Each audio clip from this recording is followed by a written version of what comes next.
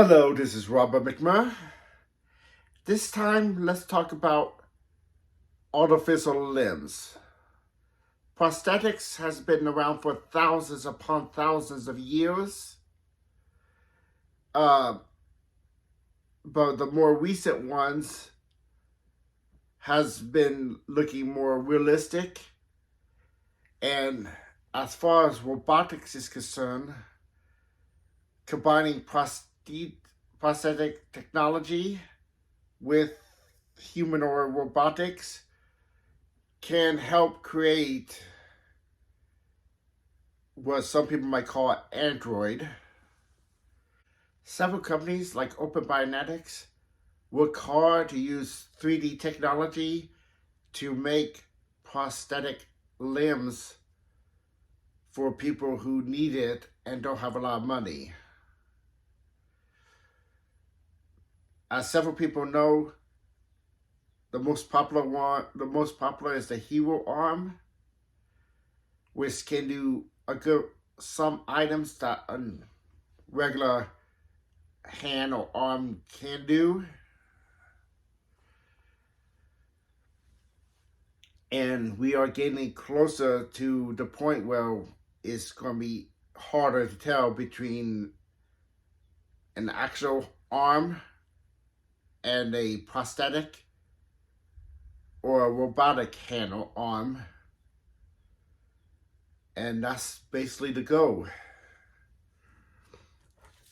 A robotic hand involves a lot of servos and moving parts. And it does make noise when you open up a thumb or close a thumb or move a wrist. But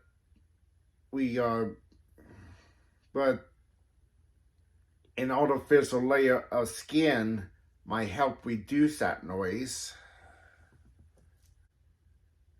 As far as artificial limbs, legs and feet is tough due to the fact that basically carries the whole body.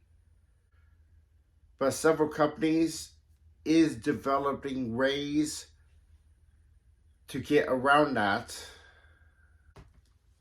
The Unitree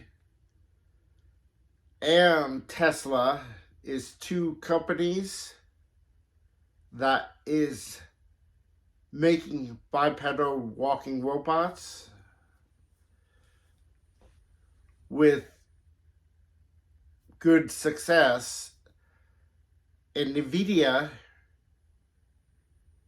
is also in the human robotics game, as they announced not too long ago with Groot, which is a software that can train a robot to do things like walk around and move around a environment. NVIDIA is the reason why artificial intelligence is as good as it is currently. NVIDIA is known for their GPU, graphic processing unit, which is currently evolving to train and help AI robots. But not all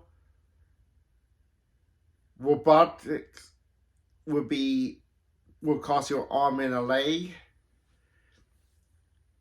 There's always makers like myself is learning from these companies to make open source robots at home. From the Mark 1 series, including the new Mark X,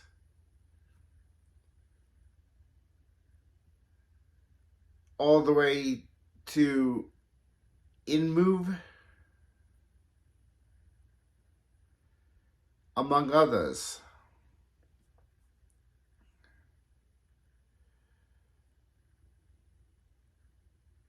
To make your own, you have to do a lot of reading, learning, and watching.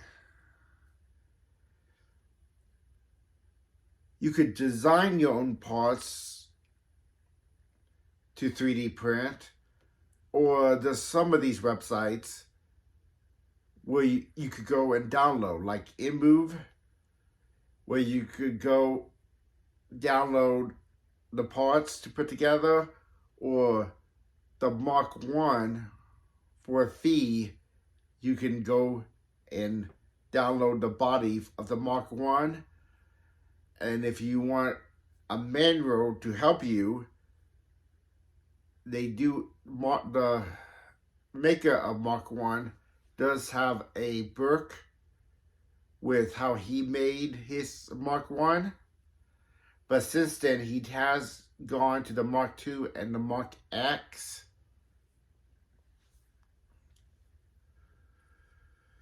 And Hanson Robotics, which people might know them for Sophia, is still working and developing Little Sophia for the general population. Little Sophia is basically a smaller version of Sophia that can chat and move around and play games, which in my mind is fantastic for kids and people with developmental disabilities like autism, to help have something to talk to and a reason to do stuff like eye contact, which is why I think humanoid robotics is important, because with a humanoid face looking at you, no matter if it looks human or alien, you will have no choice but to slowly develop eye contact and talk to it.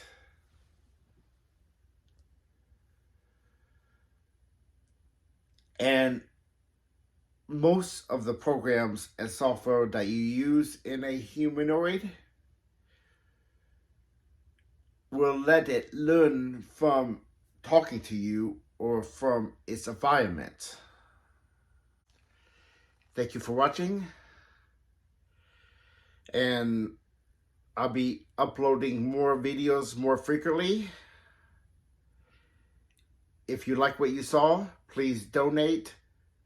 The best method would be Cash App, which is on your screen now, or message me on any of my social media if you would like to donate either money or supplies, another method. Until next time, this has been Robert McMurr with McMurr Entertainment.